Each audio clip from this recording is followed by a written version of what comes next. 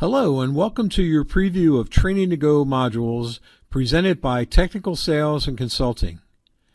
At the end of the preview, we will provide how to access more information about our training products.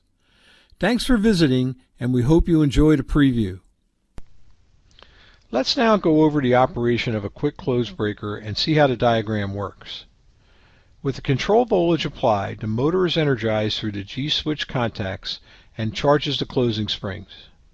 When the springs reach the fully charged position, the mechanically operated switches change state. When the switches operate, the G-switch opens and stops the motor and the F contacts close, preparing the breaker for the closing operation. Next, the closing signal from either a closing switch on the breaker cover or from a remote push button or a secondary device energizes the X relay. Next, the closing relay CC closes. The prop roller is released and the closing springs discharge and close the breaker, making the primary moving and stationary contacts meet. At the same time, the closing relay contact D closes to energize the anti-pump relay W. The E contacts reverse their state, providing an anti-pump feature, and the X relay de-energizes. The anti-pump relay feature allows one closure of the breaker for a single operation of the closing switch, no matter how long the switch may be held closed. When the breaker closes, the mechanically operated G switch is closed to energize the motor again, and the F switch is open and de-energize the control relay. The auxiliary switch contacts open, preventing the control relay X from energizing until the breaker is tripped open. With the G contacts closed, the motor charges the closing springs, ready for the next closing operation. Here is a sequence of operation for solenoid closing of a standard power breaker. When a closing signal is given from either the closing switch on the breaker or from a remote device, the X relay becomes energized. The X contacts in turn change their status and close. The initiating close contact opens and the X contact now seals in the X coil circuit. The other three X contacts arranged in series energize the solenoid closing coil. As the breaker closes, a mechanically operated switch opens one pair of the BB contacts and closes its AA contacts. With the BB contacts now open, the X relay drops out. The Y relay becomes energized through the AA contacts, and the Y contact seals in the Y relay and holds open the X relay coil circuit. This prevents another closing operation if one of the protective devices operates to trip the breaker before the contact of the closing switch release. Once the breaker opens, the control circuit returns to its original state. The closing spring is charged by the electrical control system seen again here. Let's get a better understanding of how this works. When voltage is first applied to the breaker, even before a closing signal is given, the motor is energized through two of the normally closed X relay contacts and the two normally closed G contacts through the normally closed auxiliary breaker contact. The motor then compresses the closing spring to the pre-charged position, at which point the mechanically operated F and G switches are operated and change state. This opens the G contacts, stopping the motor, and closes the F contacts, readying the system for closing the breaker contacts. When the push button or remote device signal for a closing operation, the X coil is energized, operating the X contacts. The X relay is sealed in and energizes the motor once again, and the closing operation is complete. You may have heard the term two-step stored energy when it comes to describing the operating mechanism of a breaker. Simply stated, the first step is to charge a closing spring, and the second step involves using that energy to close the breaker. The mechanism consists of a separate opening and closing spring. The closing spring can be charged independent of the opening status. The spring, when charged, stores the necessary energy for a quick opening and closing that in turn minimizes the arc. Let's examine this in more detail. Here is the operational panel of a breaker. Note that the breaker status window shows open and the spring status shows discharged. The design sequence begins with charging the breaker either manually or electrically. Note the position is still open, however the spring status indicator changes to yellow, charged. Next, the breaker can be closed. Note the status flag shows closed and the spring is discharged. Now the breaker can be recharged, which allows for an open, close, open cycle. Now that we establish what an electronic trip unit is, let's explain the settings that are available. Every breaker, when installed, has a trip curve based on time and current, as seen here. Let's go over how that curve gets its shape. You may have heard of the designations L, S, I, and G when selecting a trip unit for a breaker. We will start with the L first. It stands for long time setting. It allows for long time setting for the thermal portion of the trip curve and is set as a percentage of the breaker rating, usually 40 to 100%, and allows for a time delay setting in seconds. The blue line here will demonstrate the adjustment available. The curve can be moved in and out along the current axis, as well as up and down on the time axis. Next is S, which stands for short time. This setting is associated with the magnetic or short circuit setting and is set as a multiple of the breaker rating, usually 1 to 10 times, and can be bypassed for just an instantaneous setting. It is represented by the red line on the curve. It too can be moved in and out along the current axis and up and down along the time axis. The I covers the instantaneous setting. It involves the magnetic portion of the curve, represented by the yellow line. It allows for adjustment of 1.5 to 12 or 13 times the rating. Lastly is G, which represents the ground fault setting, which covers the settings for the low-level currents to ground and time delay settings shown by the green line on the curve. This flexibility allows the customer to coordinate the protection needed for all circuit breakers in the building system. Let's look at the importance of a 100% rated breaker. The NEC, or National Electric Code, section 210.20a, requires that breakers must be derated for continuous loads. Now, if we examine a typical one-line diagram, we can see how this plays out. Feeder number 1 has a total continuous load of 500 amps. Derating it 80%, or multiplying the continuous load times 1.25, we see the load is considered 700 amps. Since there are no 700 amp frame standard breakers, we must use an 800 amp frame with a 700 amp trip. Thus, the cable feeding this motor control center must be sized for the 700 amp trip, making it 2 500 kcmil copper wires per phase, and the motor control center bus must be rated at 800 amps. It is determined that feeder number 2's load is 800 amps.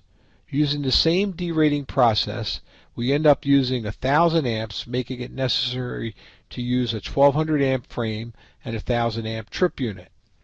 The cable will be sized with 3 400 kmcil copper cables per phase, and our busway would need to be sized for 1000 amps. Feeder number 3 is providing power to a main distribution panel with a 480 amp load. After derating it, we wind up with a 600 amp breaker and a 600 amp trip. The cable feed is 2 350 kcmil coppers per phase. As a result, the main breaker must be sized at 2500 amps with a 2500 amp trip. Here's what occurs if 100% rated breakers are used. Feeder number 1 now becomes a 600 amp instead of an 800 amp. The cable size is reduced to 2 350 kcmil copper per phase. The MCC bus can now be sized for 600 amps instead of 800 amps. Feeder number 2 changes to 800 amp frame instead of a 1200 amp frame. The cable size is reduced to 2 600 kcmil copper per phase, and the bus duct can now be sized at 800 amps. Feeder number 3 remains 600 amps, and the breaker and cable size remain the same. Now the main breaker can be sized for 2000 amps instead of 2500 amps. This is a tremendous savings and results in reduced cost for breakers, cable, and bus. The catalog numbering system for the GE Power Brake, or sometimes referred to as Power Brake 1, is pretty easy to understand. The first 3 characters represent the breaker type and the interrupting capacity. If a magnet trip is supplied, the next 2 characters are shown as MM. Next is the breaker frame rating. That is followed by the sensor current rating. If an electronic trip is supplied, the next field shows the type of trip unit. The auxiliary or options are displayed next, and the last character is reserved for the microreverser trip PM power monitoring system. For years, manufacturers were reluctant to condone service organizations touching molded case circuit breakers. Recently, in August of 2017, however, NEMA, the National Electrical Manufacturers Association, has agreed to publish a new standard, NEMA AB 4-2017. It is titled Guidelines for Inspection and Preventive Maintenance of Molded Case Circuit Breakers Used in Commercial and Industrial Applications. The standard includes procedures for insulated case circuit breakers. It sets forth for use by qualified personnel a number of basic procedures that may be used for inspection and preventive maintenance of molded case circuit breakers used in industrial and commercial applications rated up to and including 1000 volt 50/60 Hz AC or AC/DC. Topics covered are guidelines for handling water and heat damaged molded case circuit breakers. Inspection procedures include exposed face temperature check, inspection of enclosure interior, and electronic trip unit check. It discusses preventive maintenance covering environmental evaluations, interchangeable trip units, wire connections, and reinstallation procedure. Test procedures include mechanical operations test, insulation resistant test, individual pole resistant test, inverse time overcurrent trip test, instantaneous overcurrent trip test, and rated hold-in test. Accessory device procedures involve shunt trip release test, undervoltage trip release test, electrical operator test, auxiliary switch test, and alarm switch test. Insulated case circuit breakers and test procedures stress primary connector check, cradle check, arc shoe check, main contact check, and mechanism check. Lastly, electronic trip units secondary injection test procedures cover sensor check and tripping check. This new standard is a vital set of safety rules applying to molded case circuit breakers and insulated case circuit breakers never before covered. The thermal overload protection functions in the same manner as a bimetal overload relay in a motor starter. It includes both bimetallic and magnetic elements. The standard thermal magnetic breaker includes the combined elements as shown in this diagram. You can see how the bimetal heating element is connected to the trip bar. If there's too much current in the system, the bimetal will heat and bend. At this point, the breaker contacts will open. Some transformers are furnished with dual windings to allow flexibility for different voltage connections in the field. Here's a typical wiring diagram for dual primary and dual secondary windings. This transformer can be connected to a source voltage of 240 or 480 volts, and the secondary can be connected to a load rated at 120 or 240 volts. Here's how. If the source voltage is 480, then H2 and H3 can be jumpered, and the line can be connected to H1 and H4. If 240 volts, then H1 and H3 are jumpered, and H2 and H4 are also jumpered, and the line is again connected to H1 and H4. On the secondary side, if 240 volts is desired, Then X2 and X3 are jumpered together, while the load is connected to X1 and X4. If 120 volts is required, then X1 and X3 are jumpered, also X2 and X4 are jumpered, and the load again is connected to X1 and X4. Here is an explanation of how taps can be changed. The source voltage can be higher or lower when supplied by the utility. Taps allow for application flexibility and allow the user to change the primary winding to compensate for the voltage difference. Taps are usually available in either 2.5% or 5% increments above and below normal. Let's look at a standard dry type distribution transformer with two 2.5% taps above and two 2.5% taps below normal. The primary wiring diagram looks like this. Let's assume that the rated voltage is 480 volts. 2.5% of 480 would be 12 volts, making the above normal taps available at 492 and 504 volts. To achieve a matching turns ratio for 504 volts, the source lines are connected to H1 and H5, and for 492 volts, the lines are connected to H1 and H4. Normal 480 volt connections are to H1 and H3. Now, below normal taps are available at 468 and 456 volts. To use the 468 volt taps connection, the line must be connected to H2 and H4. The last below normal tap would be 456 volts, and the lines would be connected to H2 and H3. All of these connections will ensure that the secondary voltage will remain constant.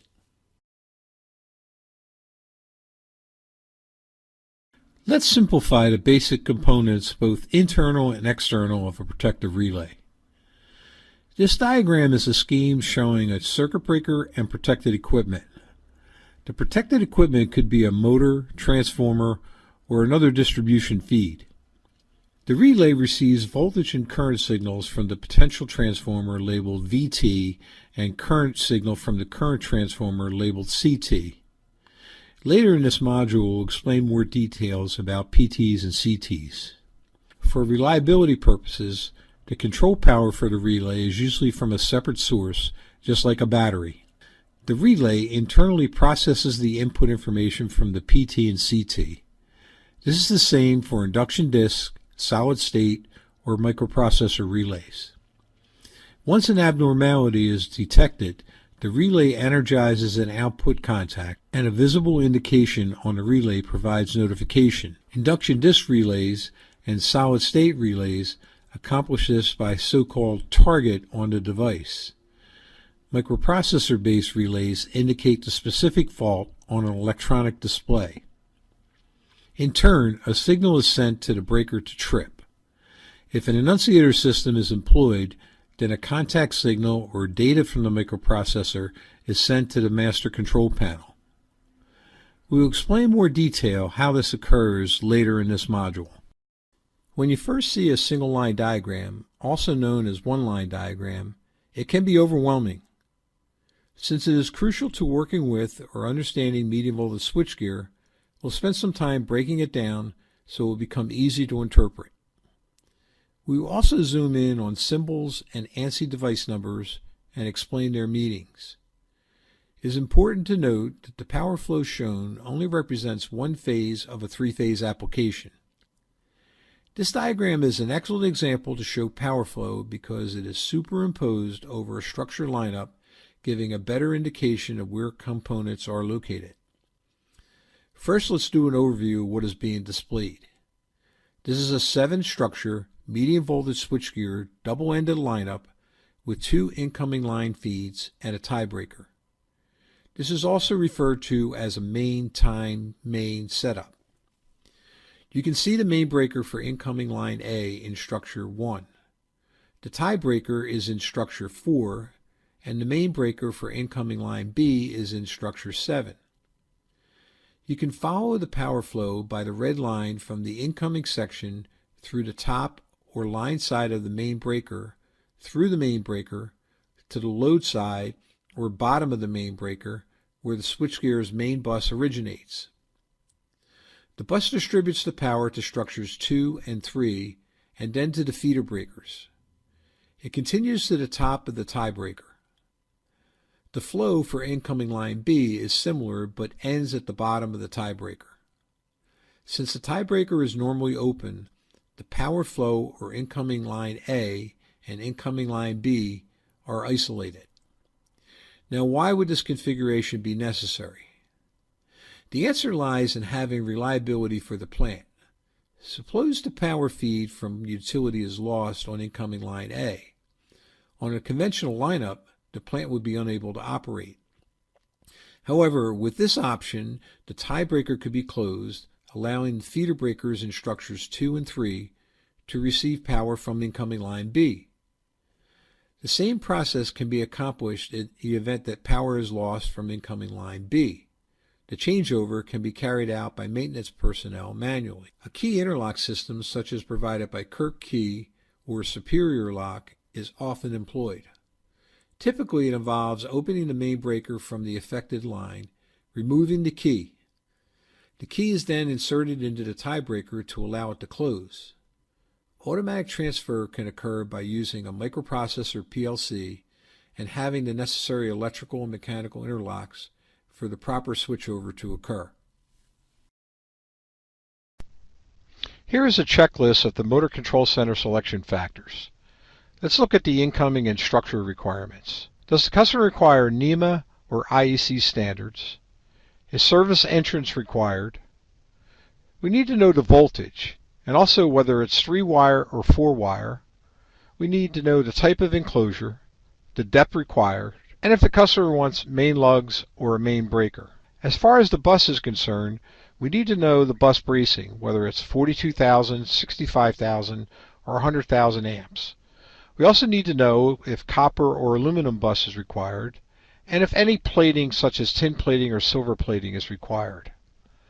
We need to know the main bus rating, if it's 600, 800, 1200, 1600, 2000, 2500 or 3000 amps, and then the option for the vertical bus size, whether it's 300 amps or 600 amps. We also need to know the control wiring that is required. Is it 1A, 1B, 1C, 2B, or 2C, as we discussed earlier? And also if the customer requires communication, and what type communication is required. Now let's look to see what's required if a customer just wants to buy a unit or a bucket. If it's a feeder bucket, we should find out whether a single or a dual mounted feeder is required. If it's a circuit breaker, we should find out if it's a 150 amp frame, 250 amp frame, 400 amp frame, or 600 amp frame. And then we also need to specify the individual trip ratings that are required. If it's a fusible switch, we need to know if it's a 30, 60, 100, 200, 400, or 600 amp. And then we also need to know the specific fuse clip sizes. Now we'll take a look at the selection factors for motor control center units that are starters.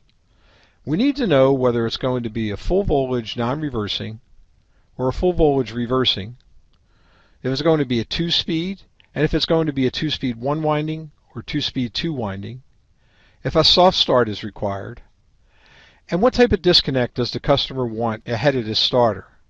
Does he want a circuit breaker, motor circuit protector, or fusible switch? Once the type disconnect is established, it's necessary to know the size of the trip or fuse clip that is required. We need to know the horsepower or the NETA size, the motor voltage, the control voltage, and if the customer requires separate control or is going to control it by means of a control transformer inside the unit. We also need to know what options or modifications the customer wants. Does he want a start-stop push button, hand-off auto selector switch, on-off selector switch? And for a full voltage reversing application, does he want a forward reverse stop push button or switch? And if any status indicating lights are required? Does the customer require a solid state overload? Is there extra capacity required on a transformer? The number of auxiliary contacts that are required? And if it's a replacement, we need to know the manufacturer and the motor control center model. General Electric manufactured the CR7160 controller, and it included the type IC302 air brake contactor. Many different models of this contactor were made over the years for the CR7160 controller. The IC302 was the air contactor used. It was furnished as a roll-out or slide-out draw-out contactor. Fuse mounting options were both clip and bolt-in. A typical catalog number would be IC302B A4 AA 1A 312 AA 2A. Each field designated current ratings, voltages, control voltage options. The significant fields are the current rating highlighted here and the coil rating code here, as well as the latch options shown in this field. Let's take a look at the models. First, the IC302A was available in 200 and 400 amp at voltages of 2300, 4800, and 5000 volts. Renewal parts can be identified in GE publication GEF-4551. Pictured is the roll-out version, but a slide-out version was also available. The IC302B was also available in 200 and 400 amp at voltages of 2300, 4800, and 5000 volts. Some parts from version A and version B are identical. However, more versions of operating coils, including holding resistors, were available on the version B. Parts can be identified in GE publication GEF-4573. Designation IC302C is the same as IC302B, except that it's also available on a 7200 volt rating. Some of the parts from version A and B are identical. Be careful, however, when replacing coils, as there may be a difference. Further information on parts for this model can be found in GE publication GEF-4574. Now, the IC302D adds a 6600 volt rating to the contactor. It is again similar in design, and some of the parts are identical. The latch assemblies, however, may be different. Refer to GE publication GEF-4575 for more information. The IC302E is the 700 amp version, available in 2300, 4800, and 5000 volts. Additional parts information can be found in GE publication GEF-4576. Lastly, rounding out the offering for this controller was the IC302G. It was available in 200 and 400 amps at 4000, 5000, and 7200 volts in a slide-out version. Some of the parts are common to other models. However, it is suggested that these be checked against GE publication GEF-4579. Group Schneider now has control of the Square D line of motor control centers. The first motor control center manufactured by Square D was the Model 3. It was first manufactured in 1954 and ended in 1974. It had a rotary type handle mechanism, and for control used the class 8502 contactors or 8536 starters. These could be furnished with melting alloy or bimetal overload relays. Structure widths were available in 20, 24, 28, 32, and 36 inches. The structure depth was 20 and 3/8 inches. Here is the sizing information for the Square D Model 3 Class 8998 Motor Control Center. Combination circuit breaker type starters for sizes 1 and 2 were 12 inches high. Depending on the horsepower and voltage, the size 3 circuit breaker type could either be 15 inches or 30 inches high. Size 4 was 36 inches high, and for size 5, 48 inches high. The fusible switch size 1 for horsepowers up to 7.5 horsepower were 12 inches high. The 10 horsepower at 440 volts was 15 inches high. Size 2 fusible switch was 21 inches high. The size 3 fusible switch had three different options. For the 30 horsepower at 208, 220, and 440 volts, it was 33 inches high. The 50 horsepower at 440 volts was 36 inches high. And there was a version of the 30 horsepower at 220 volt with 400 amp fuse clips that was 42 inches high. Three sizes were also available for the fusible switch size 4. For 60 horsepower at 440 volts, the size was 42 inches high. For 50 horsepower at 220 volts, the size was 54 inches high. And for 100 horsepower at 440 volts, the size was 57 inches high. The size 5 fusible switch version was 78 inches high. In some instances, if the starter was furnished with a fuse control transformer, it could add 3 inches to the height. Now let's look at the circuit breaker feeder sizes. For the 50 to 100 amp, it was 12 inches high. For the 225 amp, it was 18 inches high. For the 400 amp, it was 21 inches high. And for the 600 to 800 amp was 27 inches high. Fusible switch feeder for 30 amps was 12 inches high, and for 60 amps was 15 inches high. Depending on the fuse clip size and voltage, the 100 amp reading had three different sizes. For 250 volt 100 amp fuse clips, it was 18 inches high. For 250 volt 200 amp fuse clips and 600 volt 100 amp fuse clips, it was 21 inches high. For the 600 volt at 200 amp fuse clips was 24 inches high. The 200 amp fusible switch feeder had four different options. The 250 volt with 200 amp clips was 21 inches high. The 600 volt with 200 amp clips was 24 inches high.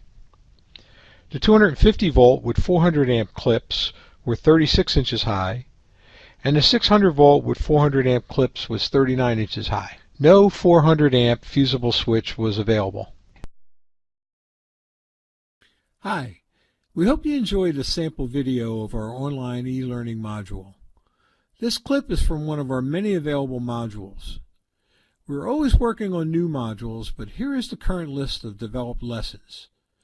Low voltage motor control, molded case circuit breakers, insulated case circuit breakers, low voltage power breakers, medium voltage switchgear, medium voltage control, motor control centers, transformers, contactors, operators devices, protective relays, and lastly variable frequency drives.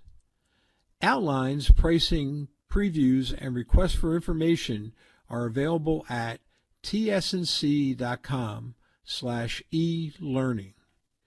Let our Training to Go programs train your people while you run your business.